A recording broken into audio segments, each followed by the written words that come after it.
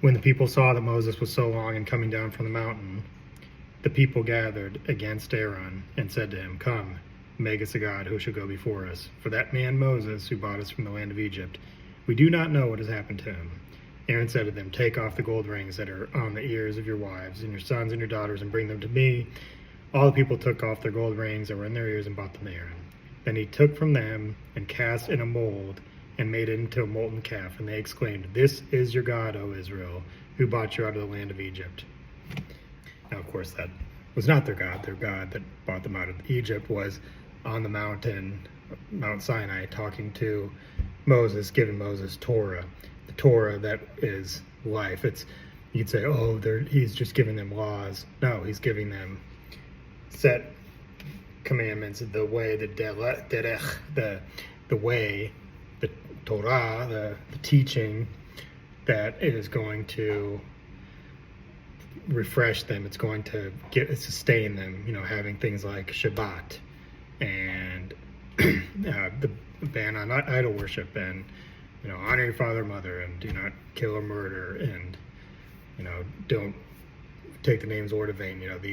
These commandments, and then you have the dietary laws, and these really revolutionary laws. And the people, they said, "Oh, well, this guy Moses, he took us out of, he led us out of Israel, but he just led us out to die in the wilderness. We should have just stayed in Israel." They, grumbled all along, and now they're saying that we want a shiny new God and this is like the gods that all the other nations have. And the other nations have these cults. So you have different gods, like you'd have a storm god, and people who worship the storm god, they worship the phenomenon of storms. So they study storms, and they can maybe, as they study them, they can maybe predict and build models and make predictions about what storms are going to do. You'd have different fertility gods, medicine.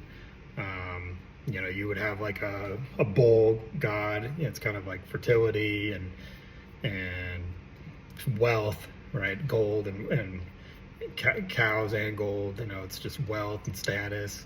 Economic gods, and we can look at it kind of like at a university, different disciplines, different experts in different fields come together, and they build models, and they sometimes are accurate. Like we just had the storm come through here, and they were pretty accurate, but but not 100%.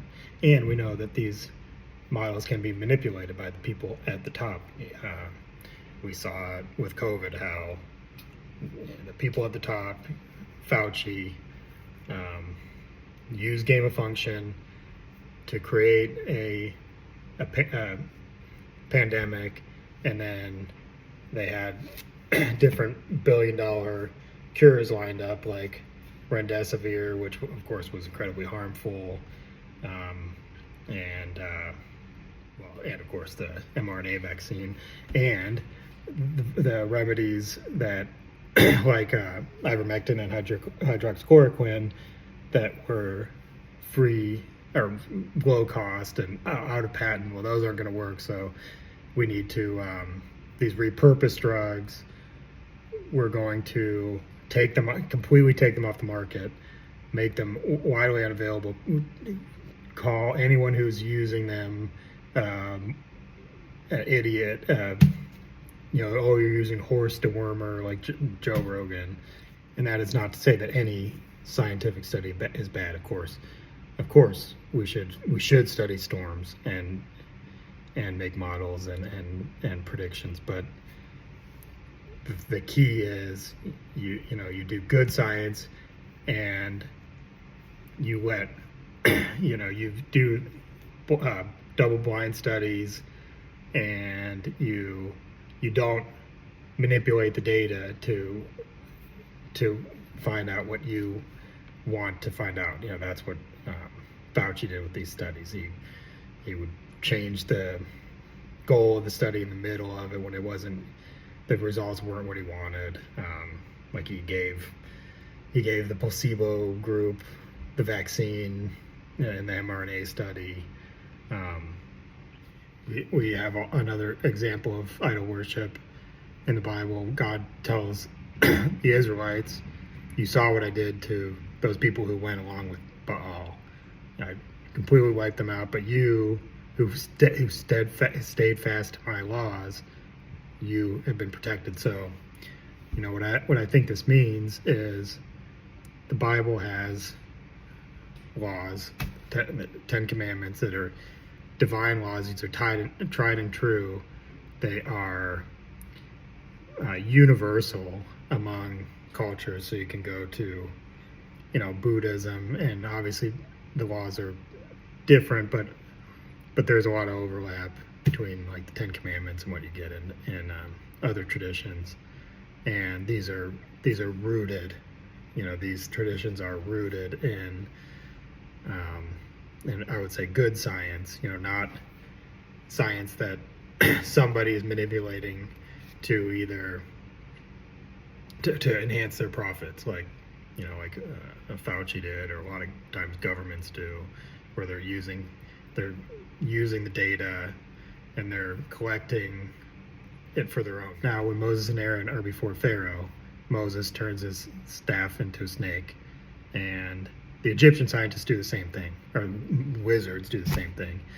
And of course, Moses's snake eats the Pharaoh snake. So it's these two competing systems, the Egyptian gods and the Israelite God. And the Israelite religion, the God, the one true God, wins out over this pantheon of the, and I think that is because the Egyptian pantheon, the Egyptian way of life was unsustainable. There's no Shabbat, so it's once you don't have Shabbat, everything spirals out of control. You need that rest period. Like when the Egyptians listened to Joseph and they stored up the grain because they knew, that eventually a famine's going to come. So you need that rest period. Every 7 years you let your crops rest. So it's these tried and true ways to keep yourself spiraling out of control, avoiding idols.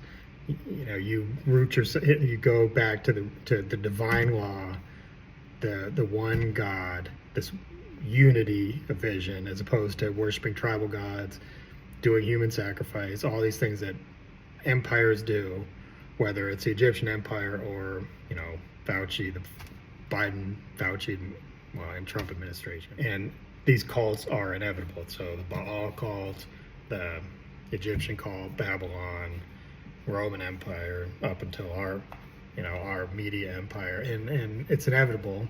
And it doesn't mean you completely. Obviously you can't completely ignore it, but you don't give yourself over to it. So you look at vaccines. We've seen what they did with vaccines. It doesn't mean that we never take any vaccine ever, but I think you need to, as far as going and get every booster that they tell you to get.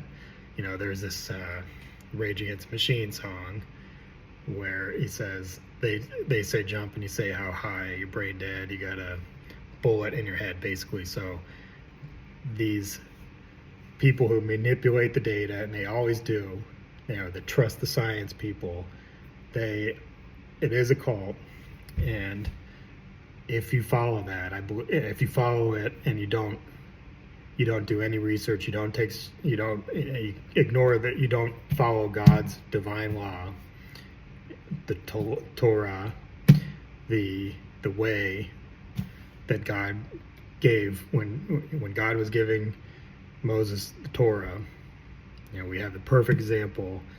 Moses is on the mountain, the holy mountain, surrounded by the presence of God. The presence of God is all around him. It's the cloud.